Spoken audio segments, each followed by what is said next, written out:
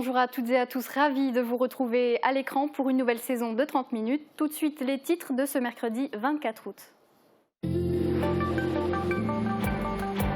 Début du chantier pour les nouveaux locaux du Greta et de l'UFA Michel Roth à Sarreguemines.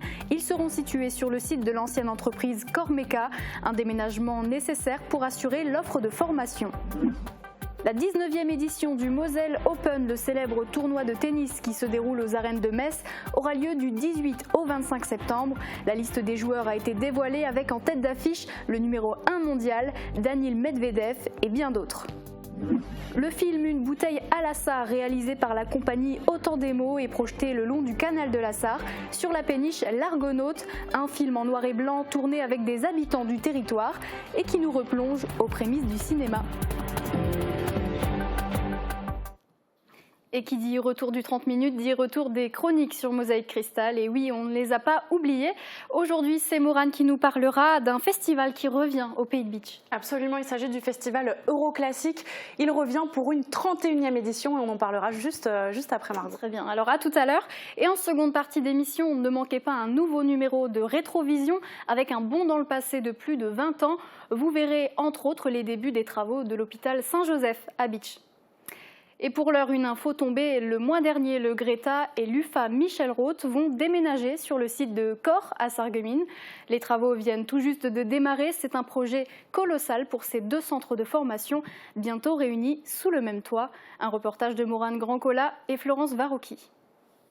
Il va falloir qu'on prenne des initiatives, des décisions. Là, on va devoir défoncer à un certain moment un peu la charpente parce qu'il y a la cassette qui ne rentre pas. Mais là, ils l'ont fait de l'autre côté, tout va bien, on a eu de la chance. Ça y est, la machine est en marche. Il y a du mouvement sur l'ancienne friche industrielle Cormeca. Ancienne, car d'ici quelques mois, ce bâtiment abritera les nouveaux locaux du Greta Lorraine-Est à l'étage et de l'UFA Michel Roth au rez-de-chaussée.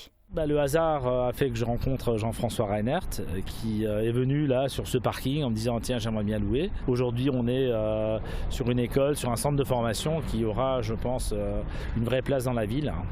Au niveau de la région, parce que finalement ce qu'il faut c'est sortir un peu des sentiers battus et de montrer qu'on peut sur une friche, j'allais dire entre guillemets industrielle, encore une fois lui redonner vie et de donner envie à la jeunesse de venir faire sa formation. Grâce à ce projet, le Greta et l'UFA Michel Roth bénéficieront de 2000 m² de surface en déménageant dans ce nouvel espace plus grand, devenu nécessaire pour assurer l'offre de formation.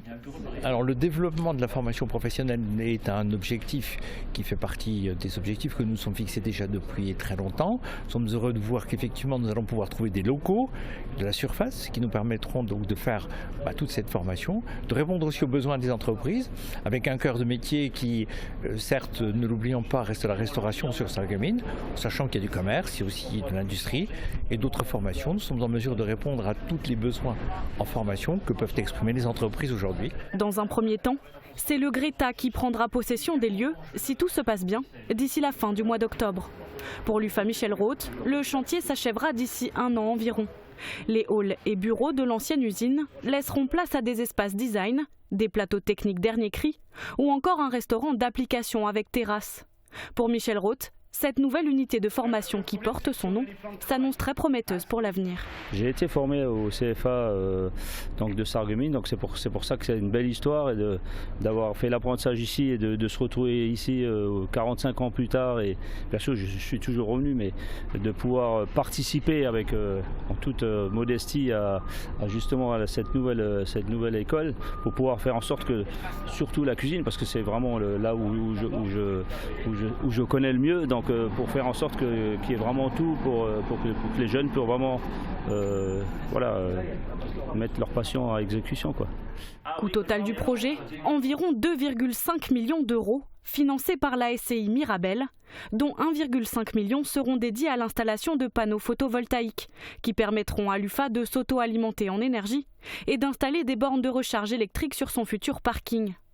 Le site de 10 000 m² verra également s'implanter une aile de fabrication de la société Botome. Guizens, propriétaire des lieux, espère que les quelques 6 000 m² restants trouveront des locataires afin de transformer cet espace en un véritable hub commercial et industriel. Ça permettra donc aux stagiaires et aux gens qu'on va former par le Greta de trouver des stages et puis de tout avoir sur un endroit. Place maintenant aux engins de chantier pour que cet endroit, rêvé depuis 2017, puisse enfin devenir réalité. La liste des 21 joueurs de la 19e édition du Moselle Open a été dévoilée avec de très belles surprises. Le numéro 1 mondial, Daniil Medvedev, foulera les cours des arènes de Metz aux côtés de Dominic Thiem, Hubert Hurkacz et Grigor Dimitrov. Un reportage de Baptiste Deveau et Arnaud Desmerlet. À 26 jours du coup d'envoi du 19e Moselle Open, les organisateurs du tournoi autour du directeur Julien Bouter et du nouvel actionnaire Jo-Wilfried Tsonga ont sorti l'artillerie lourde. Après le Polonais Hubert Hurkacz, le tenant du titre, le numéro 1 français Gaël Monfils, incertain à cause d'une blessure au pied, le Russe Karen Khachanov, vice-champion olympique à Tokyo, le prodige italien Lorenzo Musetti et David Goffin, le vainqueur belge de 2014, ils ont tout simplement sorti du chapeau Daniil Medvedev, le numéro 1 mondial. Incroyable mais vrai. Il sera de retour de l'US Open, on attend tous de voir comment il va jouer là-bas. Mais en tout cas, je pense que l'Open de Moselle peut être fier finalement de recevoir un numéro 1 mondial dans son tournoi. C'est pas tous les 250 qui peuvent se targuer de ça. Et là, a priori, c'est réel, donc on l'attend avec impatience. Le casting de cette édition est tout simplement royal, avec également Dominic Thiem, finaliste du Moselle Open 2016 et ancien vainqueur de l'US Open, mais aussi le Bulgare Grigor Dimitrov ou encore le prodige danois Holger Rune, quart de finaliste lors du dernier Roland-Garros. Julien Bouter ne pouvait qu'arborer son plus grand sourire au moment de dévoiler les secrets d'un tel plateau. Très tôt, on a commencé à mettre des stratégies avec Joe et Thierry à réfléchir comment on attaquait tel ou tel joueur, avec bien sûr des composantes, des idées très précises. On voulait des stars, les meilleurs français, de la jeunesse, les joueurs qui jouent bien aussi actuellement, et puis bien sûr Dominic Thiem, Medvedev qui sont des hyperstars avec deux top 10 et le troisième top 10, l'ancien vainqueur simple et double avec Hurkacz qui revient et qui reviendra défendre son titre.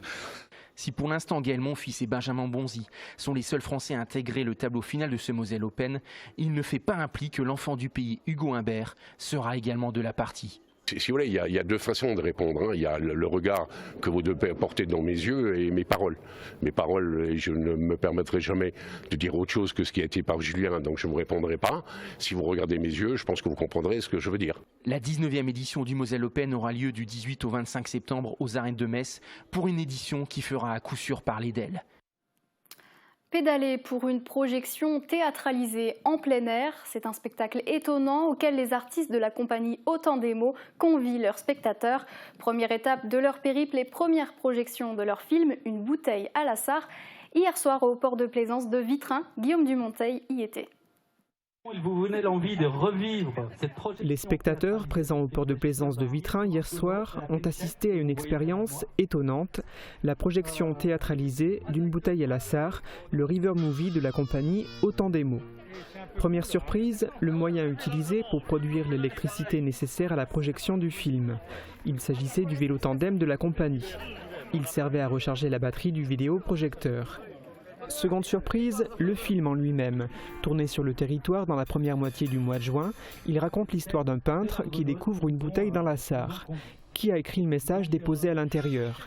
Tel est l'objet de la quête du personnage principal. Cette recherche va le pousser à rencontrer de nombreux habitants du secteur, 122 figurants en tout. Non seulement le River Movie est en noir et blanc, mais en plus, c'est du cinéma muet. Les artistes de la compagnie, comédiens, musiciens et bruiteurs, réalisent en live, devant les spectateurs amusés, la bande-son du long-métrage en faisant preuve d'imagination, notamment lorsqu'il s'agit de reproduire le bruit d'un vélo en mouvement.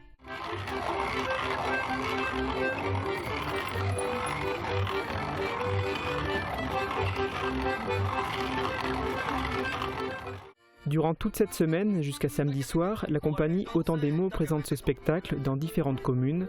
Les artistes seront ce soir à la halte fluviale de Sarralbe. L'entrée est libre et accessible à tout public. L'accueil des spectateurs s'effectue à partir de 20h. La projection débute, elle, à la nuit tombée, à partir de 21h30.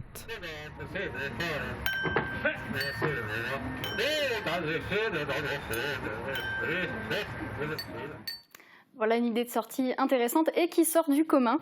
Allez, on passe à la chronique culturelle. Morane nous a rejoint.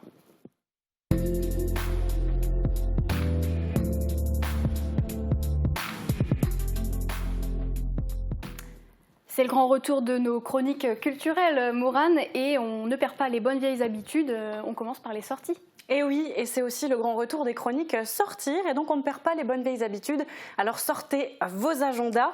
Vendredi soir, place au cinéma en plein air grâce à la programmation des étendards. À 20h30, vous dégusterez le popcorn devant les Tuches. Ça se passe sur l'aire sportive de Puttelangeolac et l'entrée est gratuite.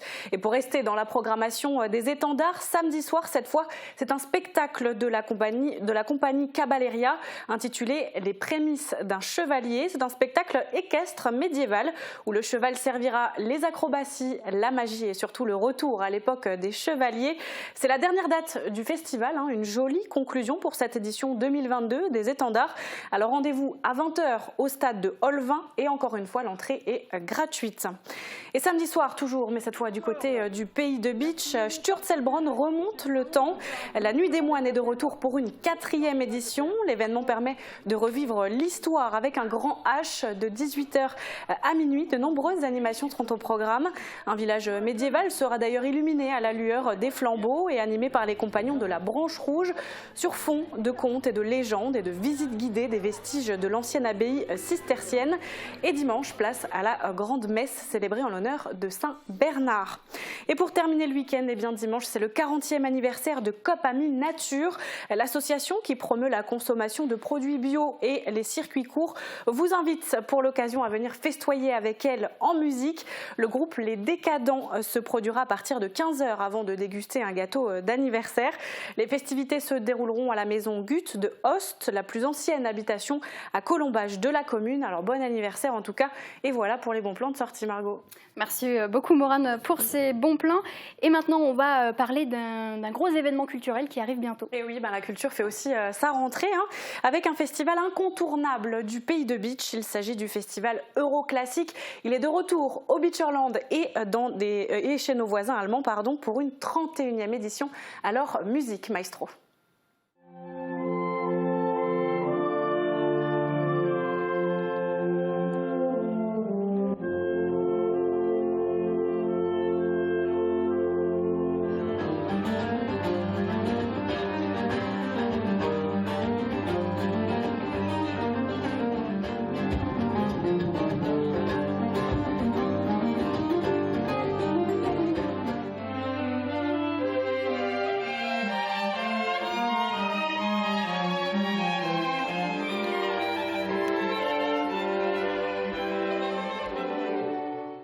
Merci pour ce petit extrait musical. Et pour celles et ceux qui ne connaissent pas, est-ce que tu peux nous expliquer ce qu'est ce festival ? Eh bien, c'est un festival de musique transfrontalier co-organisé par la SAR, le Palatinat et le Pays de Beach. Et cette année, il se tiendra du 27 août au 30 octobre 2022 avec à l'affiche pas moins de 26 concerts répartis sur les 3 territoires organisateurs. Les artistes viennent des 4 coins de l'Europe parce que oui, c'est avant tout un festival européen. Et est-ce que tu sais pourquoi le Pays de Beach s'est associé à ce projet-là ? Eh bien, je vous propose d'écouter David Suc, président de la communauté de communes du Pays de Beach, qui va répondre à ta question, Margot. Ce festival est né en 91. Pourquoi ? Pour permettre à ce territoire transfrontalier, profondément européen, de pouvoir rencontrer nos collègues, de pouvoir s'ouvrir à une culture particulière à ce territoire transfrontalier. C'est vrai ici sur le Beacherland, c'est vrai aussi du côté de Pirmasens et Zweibrücken. Et donc les élus à l'époque, en 91, ont décidé d'organiser pendant 2 à 3 mois, voilà, de fin août à fin octobre, un festival Euroclassique où l'on aborde aborde évidemment cette culture que l'on essaye d'organiser, que l'on essaye de découvrir, que l'on essaye de médiatiser, que l'on essaye, j'allais dire, d'impulser de manière générale ensemble. Et donc la programmation, elle est faite ensemble. Et la programmation, à partir de 2012, a connu une évolution puisqu'il y a une programmation spécifique pour les jeunes publics. Et ça fait plus de 30 ans que ça dure. Comment on explique un tel succès? Eh bien, selon David Suc, grâce à la cohésion. Écoutez. On l'explique par l'engagement des élus successifs. Je voudrais rendre hommage à toutes celles et ceux qui ont précédé les élus communautaires, d'avoir année après année continué à construire. Il s'explique par un engouement toujours aussi important des bénévoles, au premier rang desquels l'association Cassin. Je voudrais remercier et féliciter sa présidente, Madame Schmitt.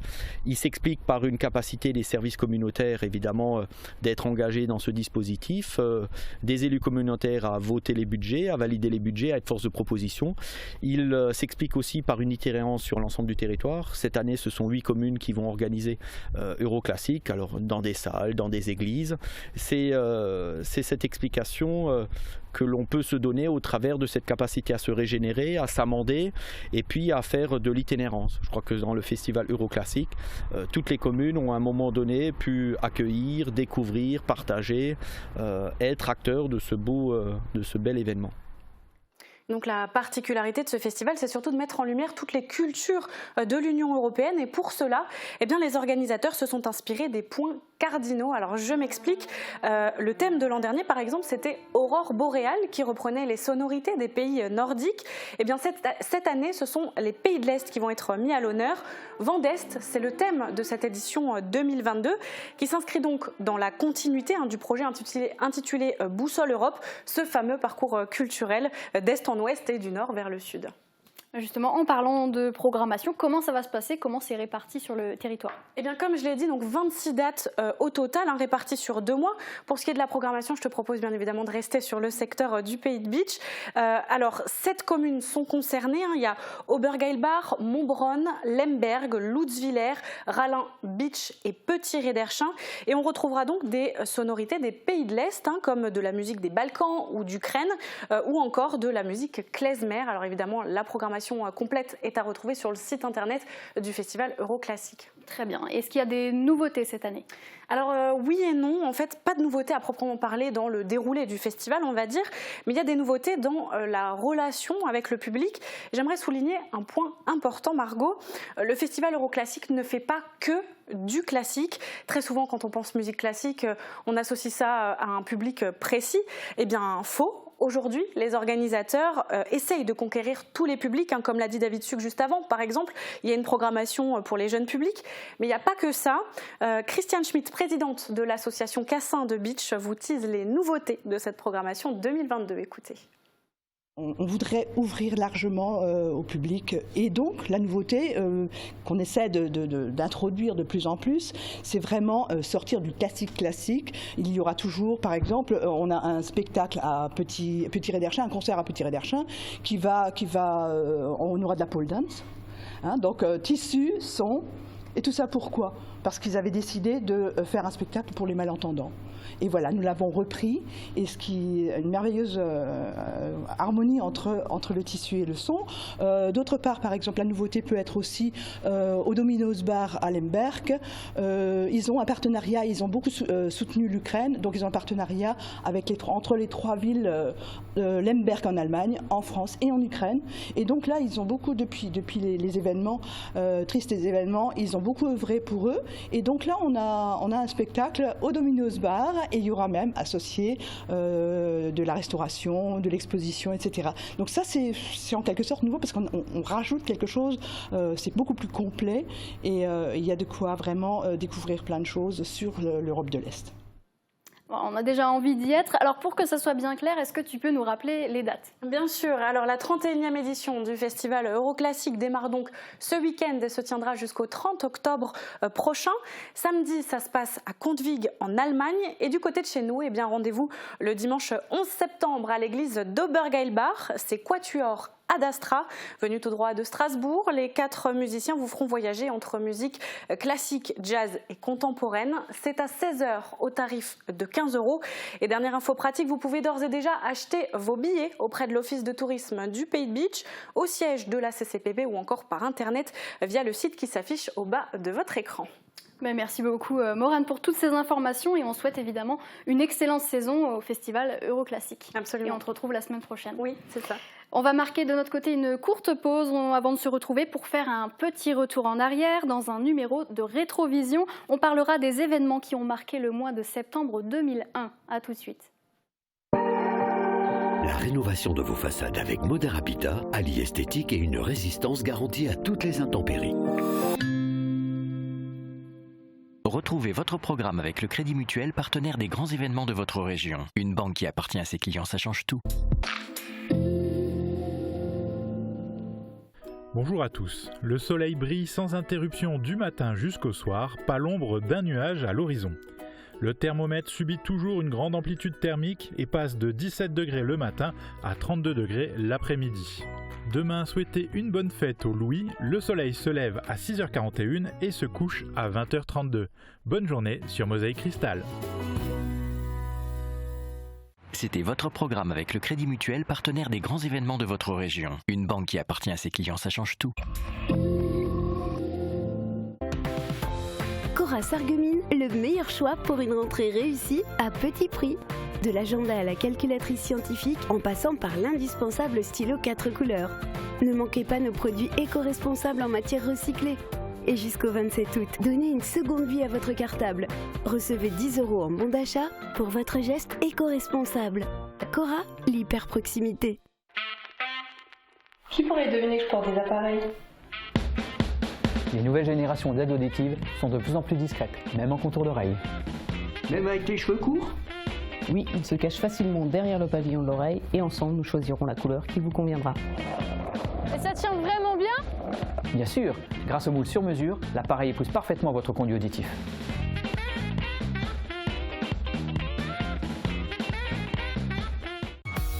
Et si les créateurs italiens influençaient l'aménagement de votre maison ? Cuisine, salle de bain, carrelage, Cesa au centre de la Rotonde à Sarreguemines vous propose un vaste choix et un excellent rapport qualité-prix. Le roi des vins, Astira-Vendel. 3500 références de vins, des alcools, une épicerie fine et des idées cadeaux. Nouveau, la cloche et sa large gamme de fromages et de charcuterie. Le roi des vins, le temple des gourmands et des gourmets. Les images que vous allez voir maintenant ont plus de 20 ans. Christian Lett, décoré chevalier de l'Ordre du Mérite, le 25e anniversaire de la présence du 57e RA à Bitche, les 25 ans du Home de la Providence ou encore le début des travaux du nouvel hôpital Saint-Joseph. Tout ça s'est passé en septembre 2001. Bon voyage dans le passé et à très vite sur Mosaïque Cristal.